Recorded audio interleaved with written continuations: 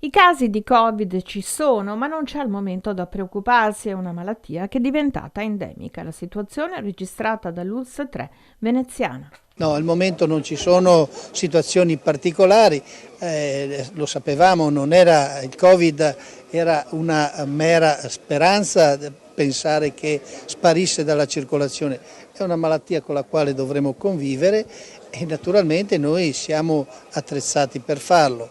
Non c'è ancora un impatto significativo sugli ospedali e quelle che sono le misure che mettiamo in atto sono semplici misure di tutela della collettività e soprattutto negli ospedali nella tutela delle persone ricoverate e le più fragili. Ci sarà una campagna vaccinale? Ci saranno nuovi vaccini? Sì, da metà ottobre ci sarà presente il nuovo vaccino, ma quello che noi sosteniamo in maniera forte e decisa è la vaccinazione anti-influenzale, che così almeno ci togliamo questo problema.